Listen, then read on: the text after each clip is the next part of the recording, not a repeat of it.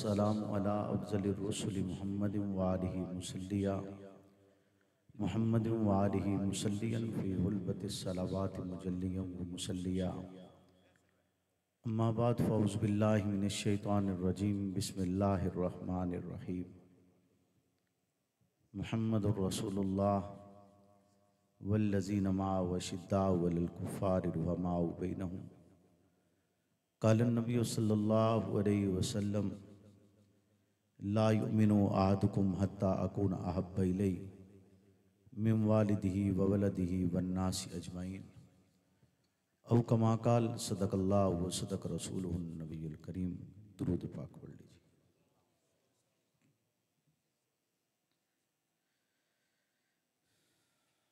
अल्लाहुम्म सल्लि अला मुहम्मदिन मादनिल जूदि वल करम मंबइल हिल्मि वल हिकम व आलिहि वसल्लम। है कमाल रुतबा मुस्तफ़ा बलगल उला बे कमालिही।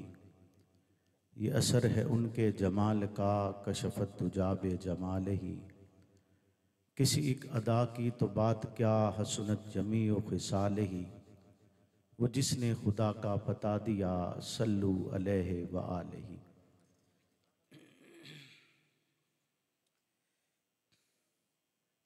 चूमे हैं कुदसियों ने, चूमा है कुदसियों ने तेरे आस्तान को।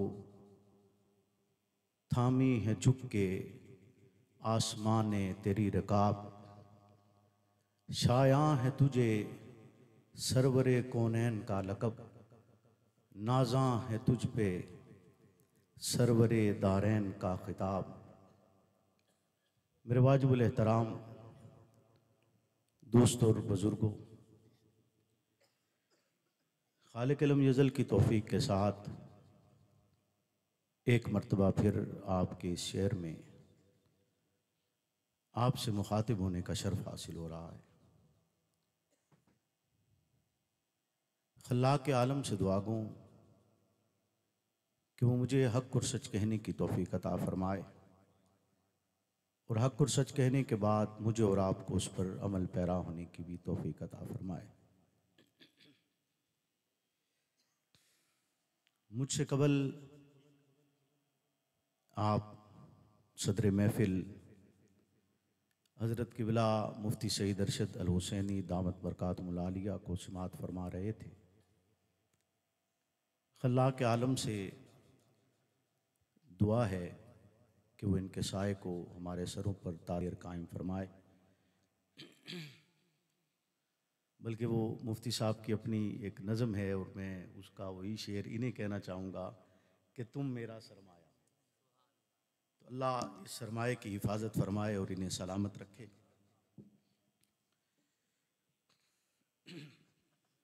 गुज़िश्ता कई दिनों से मुसलसल लगातार आपके इलाका में पेनाफ्लिक्स और इश्तिहार के ज़रिए आप तक इस कॉन्फ्रेंस के पैगाम और उन्वान को पहुंचाया गया होगा और यकीनन आप हजरात इंतहाई मोहब्बत और खुलूस के साथ सवाब की नीयत से इस महफिल में तशरीफ़ लाए होंगे और आपका खालिसतन मकसद यही होगा कि आप इस महफिल में अल्लाह और अल्लाह के रसूल के पैगाम को सुनने के बाद अपनी ज़िंदगी को उस रास्ते और उस तरीके पर गामज़न करें। मुझसे कबल अभी जो साहिब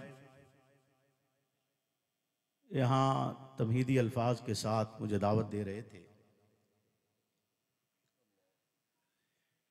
वो ये फरमा रहे थे कि बड़े होकर पूछा तो होगा, सच्ची गल है मैं किसे तो नहीं पूछा। मैं इसमें किसी की तनकीद नहीं कर रहा या तजलील नहीं कर रहा, ना वो जो खतीब साहब थे ना उन्होंने दी गल कर रहे हैं, लेकिन मैं किसी तो पूछया नहीं क्योंकि मैनू मेरा जुर्म तो मेरे वालिद के जुर्म का पता है। मुझे उस जुर्म का पता था। मैं अभी पैदा नहीं हुआ था, शिकम मादर में था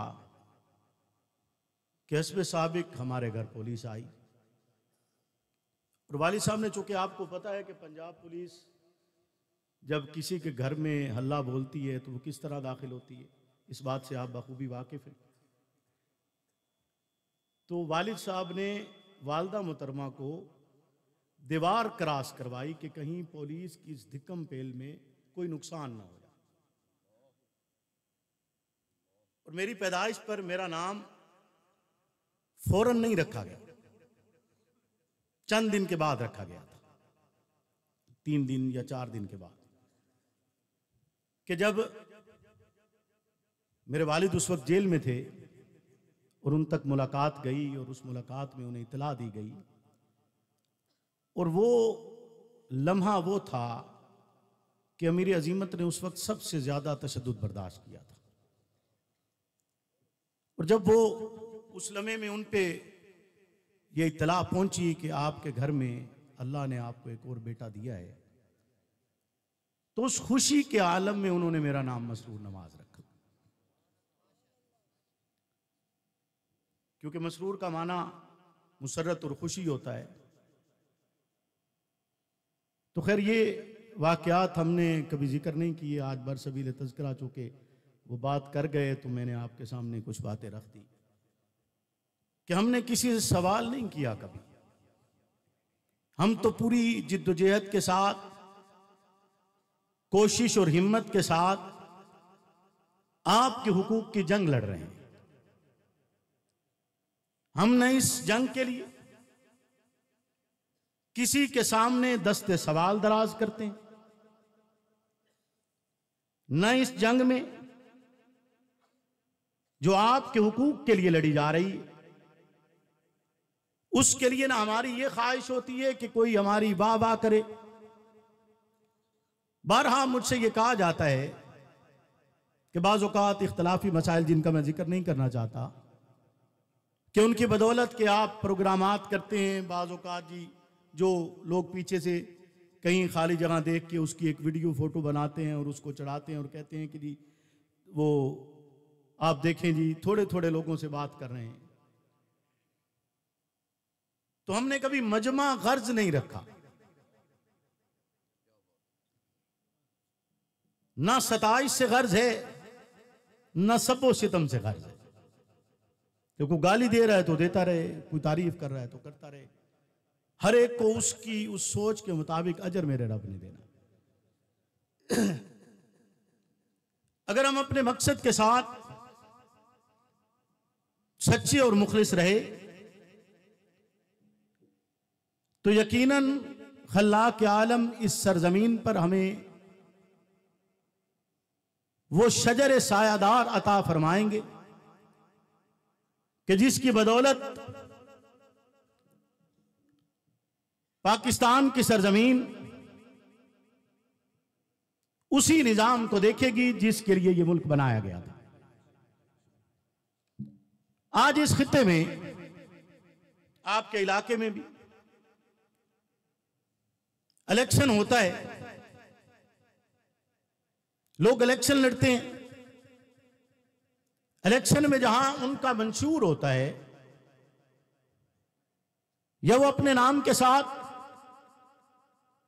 कोई नौजवान की आदत लिखता है, कोई तजर्बाकार सियासतदान लिखता है, कोई अवामी खिदमतगार का लफ्ज लिखता है, इन अल्फाज के साथ साथ उसने अपने नाम के साथ एक इजाफा किया होता है और वो इजाफा उसकी कौमियत की अलामत होता है कि वो किस कौम से ताल्लुक रखता है। वो अपनी कौम को साथ जिक्र करते हुए और उस कौम के उस लक़ब की बदौलत उसे जो आगे जिस नाम के साथ पुकारा जाता है, जैसे मुख्तलिफ कौमों में किसी को मार कह के बुलाया जाता है, किसी को चौधरी कहा जाता है, किसी को मलक कहा जाता है, और वो इन अलकाबात को भी साथ लिखना एजाज समझता है। और ये अल्फाज लिखने के बाद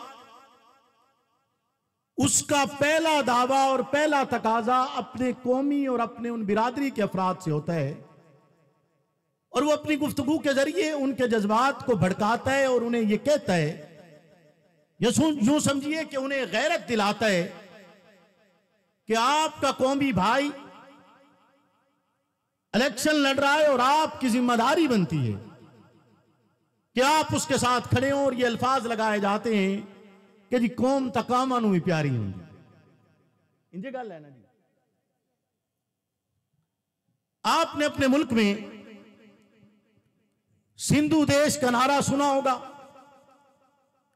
आपने अपने मुल्क में पख्तूनिस्तान का नारा सुना होगा, आपने अपने मुल्क में सराइकिस्तान का नारा सुना होगा, आपने बलोच और पंजाबी की बुनियाद पर इख्तलाफात और लड़ाइयां सुनी होंगी।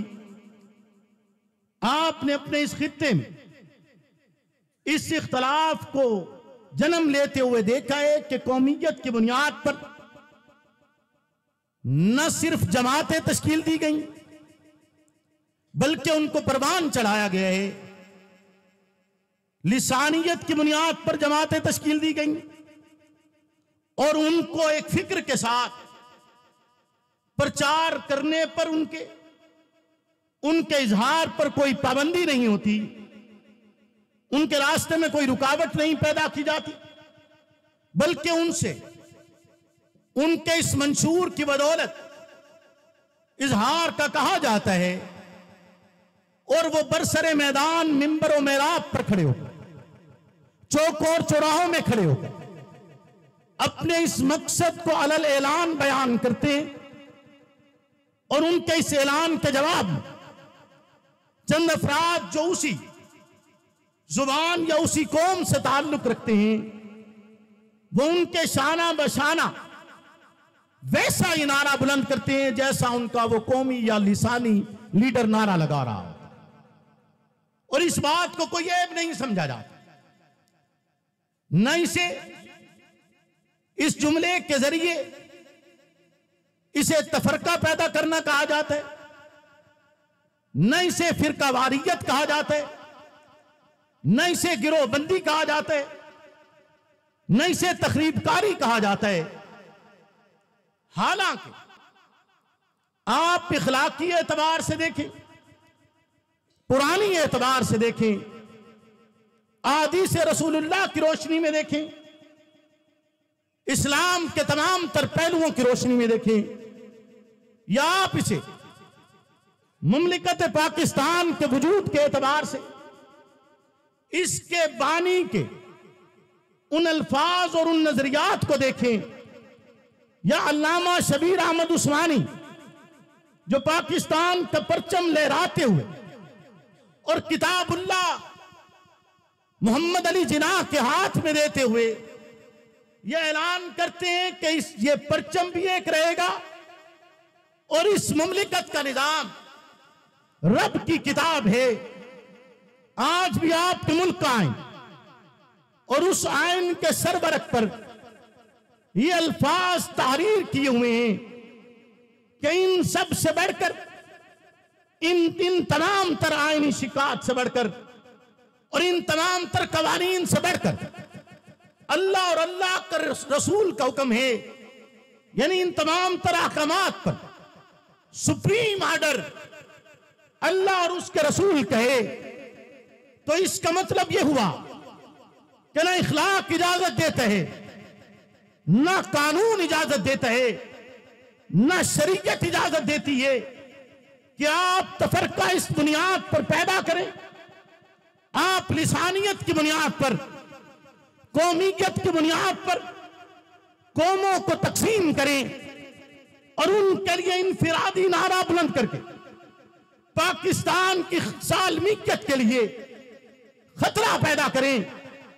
लेकिन दूसरी तरफ जो नुक्ता नजर हक नवाजी रखती है, जो फिक्र और सोच हक नमाज की राह पर चलने वाले रखते हैं, उनका फिक्र और नजरिया ये कहता है कि मुमलिकत पाकिस्तान एक कौम की बुनियाद पर बना है और उस एक कौम को सुन्नियत कहा जाता है, उस एक कौम को आले इस्लाम कहा जाता है, उस एक कौम को आले सुन्नत कहा जाता है कि वो बेहतरीन और आला तरीन नजरियात जो इस्लाम के मसावी हैं, मुतरादिफ हैं।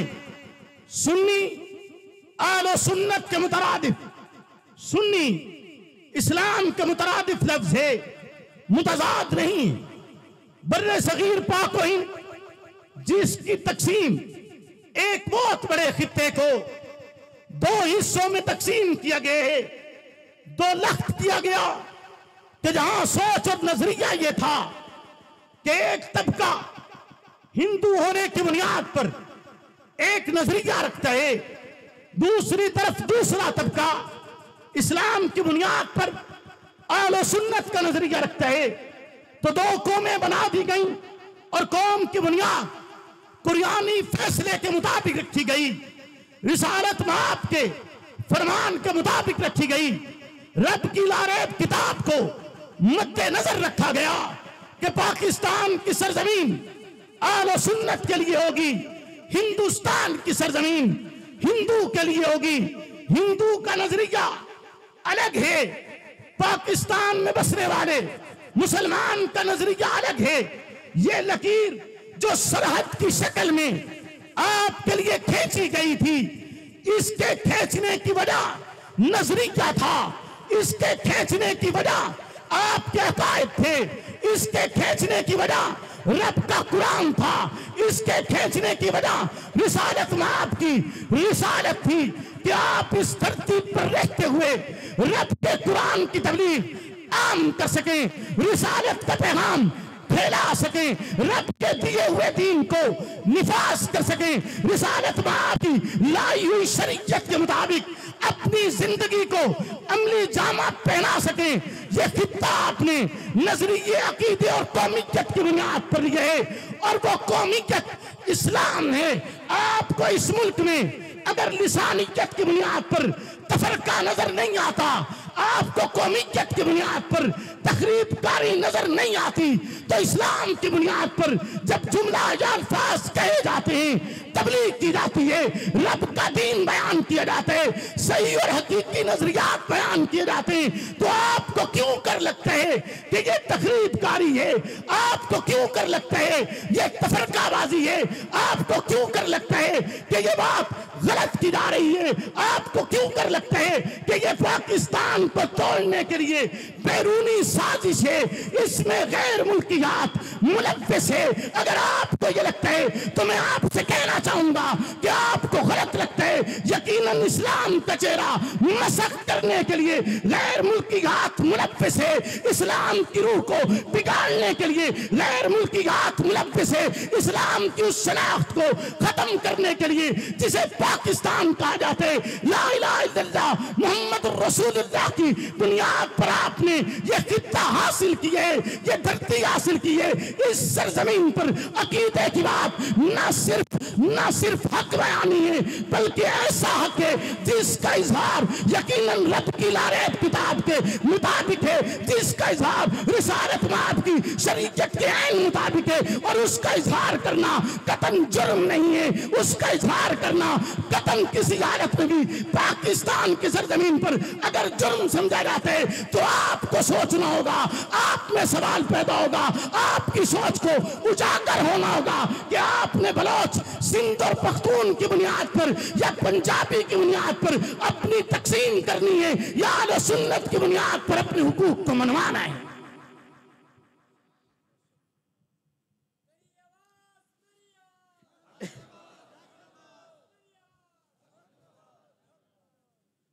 ऐसा ही है ना जी, बोले ना। आपका अकीदा और नजरिया ये कहता है कि अल्लाह की किताब लारेब है, आपका नजरिया कहता है और इसमें कोई शक नहीं है कि खल्लाक के आलम ने एक किताब उतारी जिसे कुरान कहा जाता है। वही इलाही के अल्फाज मोहम्मद रसूलुल्लाह पे उतरे हैं, जिब्रील लेके आए हैं।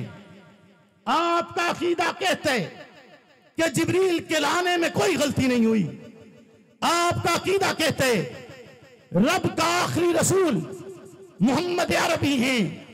आपका अकीदा और नजरिया कहते हैं कि रब की जमीन पर आखिरी नबी और आखिरी रसूल मोहम्मद रसूलुल्लाह की जात बाबरकात है। आपके बाद रब की जमीन पर कोई और रसूल और नबी अपनी शरीयत लाकर अपने तरीके से और आपका उम्मती हुए बगैर मुमकिन नहीं है कि आ सके। अगर ईसा आएंगे तो आपके उम्मती बन के आएंगे। आपके पास इस कायनात की सबसे बेहतरीन शरीयत मौजूद है, जिसकी बदौलत आपको उम्मत वसत कहा जाते, जिसकी बदौलत आपको मोतदिल उम्मत कहा जाते। मोहम्मद रसूलुल्लाह की जात बाबरकात वो अजीम जात है जिस पर अपनी अपनी वो किताब उतारी जिसे रब की आखिरी किताब कहा जाते, आखिरी इलामी किताब, जिसके लिए अल्लाह के आलम इरशाद फरमाते इन्ना नुनज़्ज़लना ज़िक्रा व इन्ना लहू लहाफ़िज़ून। हमने इस किताब को उतारा है और हम इसकी हिफाजत करने वाले हैं। अल्लाह के आलम जिसकी हिफाजत का जिम्मा ले ले, मोहम्मद रसूलुल्लाह की ज़ात बाबरकात पे वो किताब उतरी हो। मोहम्मद के बाद कोई और नबी ना आना हो और ना आना है, इस यकीन और नजरिए के साथ जब आप रब की किताब को देखते हैं और आप ये यकीन रखते हैं कि रब की ये किताब लारेब है, रब की ये किताब बेमिसल है, रब की ये किताब गैर तारीफ शुदा है, रब की ये किताब मुमकिन नहीं है कि इस किताब में से अल्फाज निकाल दिए गए हो, मुमकिन नहीं है इस किताब में से किसी का नाम मौजूद हो और वो नाम निकाल दिया गया हो, मुमकिन नहीं कि इस किताब में से किसी का तस्करा हो और वो तस्करे मिटा दिए गए हो, मुमकिन नहीं कि इसके अराब बदले जाएं। हत्ता कि इसके अराब बदलते हुए अगर जबर और शेर की गलती करते हुए आपके मुसल्ले पर खड़ा हुआ कोई बहरुल उलूम हो, कोई मुहद्दिस आलम हो, कोई मुफक्किर उम्मत हो, कोई फकीह आलम हो, अगर वो गलती करता है तो 8 साल बच्चा उसको पुकार के पीछे से उसकी गलती को दुरुस्त करता है। जमाना इस गलती की दुरुस्तगी को गलत नहीं कहता, जमाना इस गलती की दुरुस्तगी को नाजेबा नहीं कहता। लोग उसे नहीं कहते कि बच्चे तू तो 8 साल का था, तूने कैसे मुहद्दिस आजम को ललकारा है, तूने कैसे फकीह उम्मत को कहा है, तूने कैसे अमीर आले सुन्नत को कहा है, तूने ये अल्फाज कैसे कह दिए।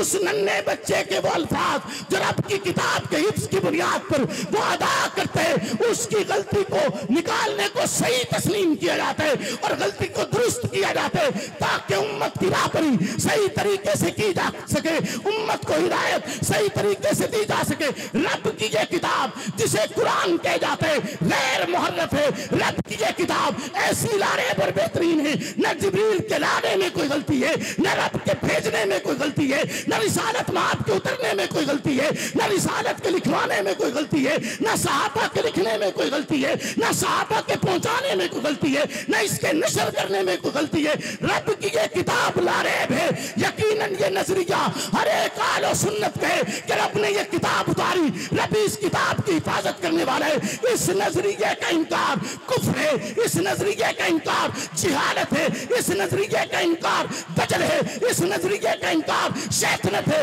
इस नजरिए का इनकार करते हुए रब की लारेब किताब के लिए ये अल्फाज अदा करना कि वो ये किताब नहीं, वो किताब आएगी, जमाना आएगा, उस जमाने में कोई आएगा, फिर उस किताब को लाएगा, फिर तुम तक पैगाम पहुंचेगा। सराहतन तजले और आपका ये हक बनता है कि आप पाकिस्तान की सरजमीन पर अपने अकीदे के दिफा के लिए उठ खड़े हो जाए।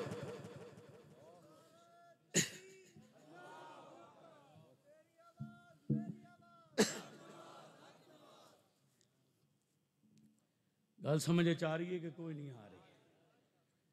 नहीं आ रही, लगता मैनू इंज ही है जी। तुहानू हुण भी लगता है कि मैं किसी तू पुछियो सी भाई हक नवाज दा नजरिया की? बोलो ना, तुहानू हले भी लगता है जी? मैं सवाल कीतो सी जी, तुहानू लगता है? बोलो ना, लगता है तुहानू? मैंने आज यासीन साहब से कहा था कि तबीयत कुछ नासाज थी, तो मैंने इनसे कहा कि आज थोड़ी मुख्तसर में गुफ्तगू कर लूँ, लेकिन आपकी मोहब्बतों को देखते हुए जो हो गया ये रब की तरफ से है और अल्लाह इस पे हमें कायम और दायम रखे। बात समझ में आ रही है? आप कौन है? ऊंची ऊंची बोलो ना भाई, ऊंची बोलो। मुसलमान हो। मैं तो मनदा, पता नहीं तुसा अपने आप ਨੂੰ ਮੰਨਦੇ ਹੋ कि नहीं ਮੰਨਦੇ ਹੋ? तुसा भी सारे अपने आप मुसलमान ਮੰਨਦੇ हो तो फिर बोल दे नहीं ਮੰਨਦੇ हो पर बोल दे, बोलो ना ਮੰਨਦੇ हो पर बोल दे, नहीं बोल दे तुसा। क्या आपका ये नजरिया नहीं है कि रब की किताब ला रहे? बोलो ना, तुम्हारा नजरिया नहीं? इस नजरिए का इनकार कुफ्र नहीं? बोलो ना। क्यों लिया था आपने पाकिस्तान? क्यों लिया था? इसलिए लिया था कि इस जमीन पर भी आपको इजाजतें लेनी पड़ेंगी। बोले ना, इस जमीन पर भी आपको तरले करने पड़ेंगे, मिन्नत करनी पड़ेगी, दर दर के दरवाजों पे जाना पड़ेगा। और कहा क्या जाता है जी ये तकरीबकार हैं, यही कहा जाता है ना कि जी तकरीबकार हैं। भाई वो तो तकरीबकार ना हुआ जिसने कुरान के मनाफी ऐलान करके कौमियत में तकसीम कर दिया, जिसने कुरान के मनाफी ऐलान करके लिसानियत में तकसीम कर दिया, जिसने कुरान की लारैब किताब को मुहर्रिफ शुदा कह दिया, तब्दील शुदा कह दिया, वो तो तकरीबकार ना हुआ। लेकिन जिसने हक बयान किया वो तकरीबकार हो गया। बोले ना, जब पाकिस्तान की धरती इंज ही होना है तो फिर आप कैसे कहते हैं कि आप ला इलाहा इल्लल्लाह की बुनियाद पर यह आपने मुल्क बनाया है? इसके बानी का नजरिया यही है कि ये आलो सुन्नत के अकायद पर बनाया गया मुल्क है। इसके बानी का नजरिया ये कि ये ला इलाहा इल्लल्लाह की बुनियाद पर बनाया गया है, ऐसे ही नहीं है। बोले ना, आज भी आपकी नेशनल असेंबली पर जो कलमा लिखा हुआ है वो यही अल्फाज हैं या इससे जुदा हैं कि ला इलाहा इल्लल्लाह मुहम्मद रसूलुल्लाह? इससे जुदा अल्फाज तो नहीं है, यही अल्फाज मौजूद हैं, ऐसे ही अल्फाज मौजूद हैं। और उन्हीं अल्फाज के साथ मैं आपसे बात कर रहा हूं कि अल्लाह का आखिरी रसूल मुहम्मद रसूलुल्लाह है। आपकी रिसालत का इनकार कुफ्र है, इसमें कोई शक और शुबा नहीं है। इसमें कोई शक और शुबा कि वो अजीम रसूल कि आप जब अर्शे बरी पर गए और अर्शे बरी के करीब पहुंचे तो सरकार ने नालैन मुबारक उतारने लगे। सरकार नालैन मुबारक उतारने लगे तो अर्श में लर्जा आ गया, अर्श में लर्जा आ गया। रब की तरफ से हुक्म आया कि मोहम्मद अपने जूते मत उतारिए, जूतों के साथ आ जाइए ताकि ये अर्श करार पकड़े, अर्श करार पकड़े, इसका ये लर्जा खत्म हो जाए। आपके नालैन मुबारक की बदौलत कितनों ने शिफा पाई है। एक यहूदी आपके बारे में बहुत बातें किया करता था, नाबीना हो गया। उसकी बेटी आपके नालैन के नीचे से मट्टी उठाकर लेकर गई, उसकी आंखों में लगाई और बेनाई लौटाई। जो काम यदे ईसा करे, नहीं समझिया मेरी बात, जो काम यदे ईसा करे वो मोहम्मद रसूलुल्लाह के जूतों की खाक करती है, वो आपके जूतों की खाक करती है। कि वो बिनाई लौटी, उसने पूछा कैसे आई, कौन सा सुरमा लगाया है? तो जवाब दिया सुरमा नहीं लगाया, बल्कि आका के कदमों के नीचे मौजूद नालैन और उन नालैन के नीचे से लगी हुई मट्टी लेकर आई हूं। उसने सलाखें उठाई और अपनी आंखों को फिर अंधा कर दिया। उसने दोबारा उसकी आंखों में मट्टी लगाई, फिर रोशनी लौट आई। उसने 3 मर्तबा अपनी आंखें जाया की और तीनों मर्तबा आका की उस नालैन की मट्टी के तुफैल आंखें लौट आई।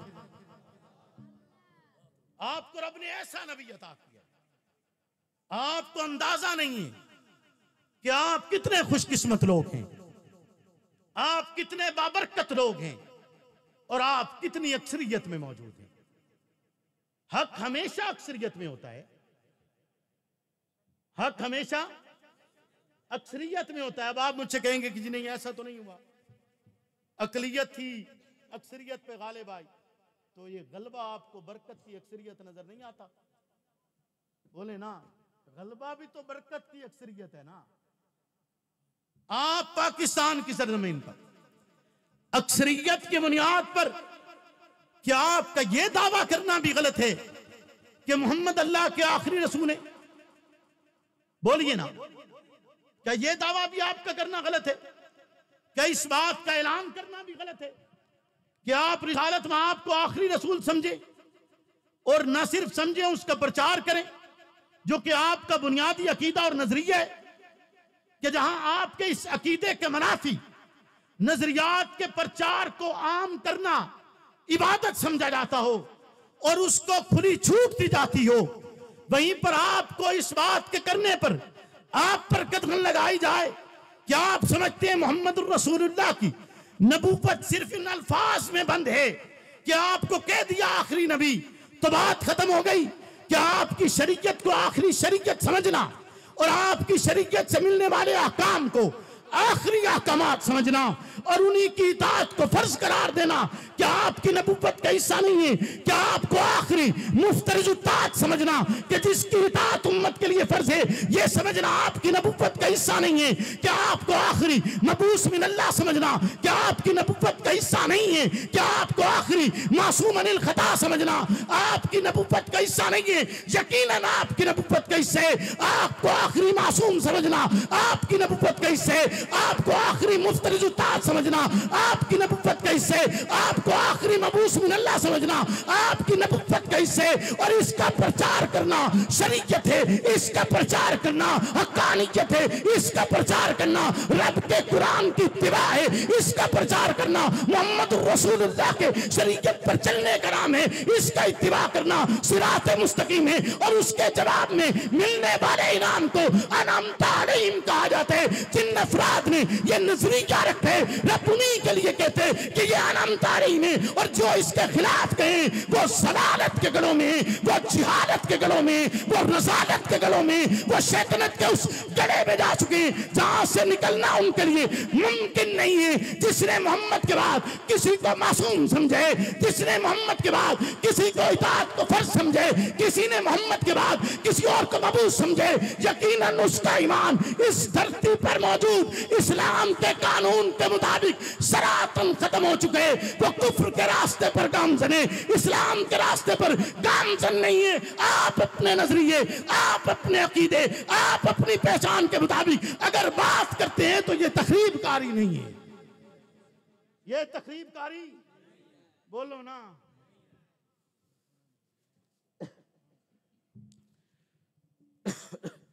भाई अबू बकर ते भाई हसनैन ते मेरी हुण निगाह पै गई ते मैं एक गल करना चाह रहा,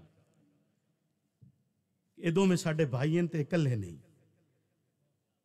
छड़सो इन्हां कल्ले, वादा करो हाथ चाह के भाई ये कल्ले नहीं, पक्की गल है? बोलो ना, ये कल्ले जिन्ना ये जुरत की है, हिम्मत की है, जोर लाया है, मेहनत की है, कल्ले बोलो ना। तो जेड़ा इन्हां कल्ला समझे ओनू कल्ला कर दिसा इंशाअल्लाह। हाँ जी, तवज्जो है? तो खैर ये बातें तो बहुत तवील हैं और ये सातें उसके लिए कलील हैं। बहुत तवील है ये मरहला कि महज ये बात इस नजरिए की हद तक नहीं है कि आप ये समझ रहे हैं कि महज बात सहाबा की हो रही है। हम तो कुरान की तारीफ की बात कर रहे हैं। रब की जात पर कदगन लगाई जा रही है कि कहा जाता है रब को धोखा हो गया, उसकी जात को विदा होता है, वो भूल जाता है। जिस रब को आप मानते हैं वो सोता नहीं है, जिसको आप मानते हैं वो ऊँघता नहीं है, जिसको आप मानते हैं वो गाफिल नहीं होता। हम किसी को ऐसा रब नहीं मानते जिससे हक छीन लिया जाए। हम किसी को ऐसा रब नहीं मानते जो अपने हालात नहीं संभाल सकता। बोलिए, आप मानते? तो क्या इस नजरिए का प्रचार तकरीबकारी है? बोलिए ना। पाकिस्तान हमें प्यारा है, इसमें कोई शक और शुबा नहीं है, क्योंकि ये धरती हमने हासिल की है, बेपनाह कुर्बानियों के बाद हासिल की है। और वो कुर्बानियां आपके लिए जमीन के टुकड़े के वसूल के लिए नहीं थी, वो आपके अकीदे की बुनियाद पर थी। आप किसी को ये कह देते कि ये तो जमीन का एक टुकड़ा लेना है तो उसके लिए ये कुर्बानियां दी जा रही है, लाखों गर्दनें कट गई। लाखों इस्मत दरियां हुई, लाखों घर लूट लिए गए। आप उन मुहाजिरीन से सवाल तो करिए जो हिंदुस्तान की जमीन छोड़कर आपके इस खित्ते में बसने के लिए आए थे, कि उनके आबाओ अजदाद के साथ सलूक क्या हुआ था, कौन कौन सा सितम है जो उन्होंने बर्दाश्त नहीं किया। इस खित्ते के लिए बर्दाश्त किया है इसलिए कि यह खित्ता इस्लाम के नाम पर लिया गया है, अकीदे और नजरिए के लिए कुर्बानी दी गई है। और यह इस बात का ऐलान है कि अकीदे और नजरिए के लिए कुर्बानियां दी जाती हैं। बोलिए ना, अकीदे और नजरिए के लिए कुर्बानियां दी जाती हैं। और अकीदा और नजरिया कुर्बानियां लेता है, अकीदा और नजरिया कुर्बानियां लेता है। और हम उन कुर्बानियों पर शर्मिंदा नहीं हैं, हम उन कुर्बानियों पर शर्मिंदा नहीं हैं। हम उस पर फख्र महसूस करते हैं, खुशी महसूस करते हैं कि रब ने हमें इस अजीम मकसद के लिए पसंद किया है, चुना है कि हम उसकी जमीन पर उसके दीन के इलाह के लिए काम करें। वालिद गया है, भाई गया है, लेकिन शर्मिंदगी और अफसोस नहीं। दुख का होना एक लाजिमी हिस्सा है, जुदाई का अंसर और इंसान के लिए उसकी तकलीफ एक लाजमी जुज़्व है जिससे किसी भी हालत में जुदाई नहीं हो सकती। गम के कैफियत का नाम है, लेकिन उस गम पर गम है, खौफ नहीं। गम है, खौफ नहीं है, क्योंकि हम उस अबू बकर को मानने वाले हैं जिसके लिए रब ने भी ऐलान किया था कि अबू बकर गम ना कर। रब ने यह नहीं कहा कि ला तखफ, खौफ ना कर। रब ने कहा था ला तहज़न, अबू बकर गम ना कर, अबू बकर गम ना कर। और गम हमेशा दूसरे की वजह से होता है, जात की बुनियाद पर नहीं होता। जात का खौफ होता है। जात का क्या होता है? इत्थे गोली चल जावे तो तुसा डर तो बचसो या गम तो बचसो? बोलो ना।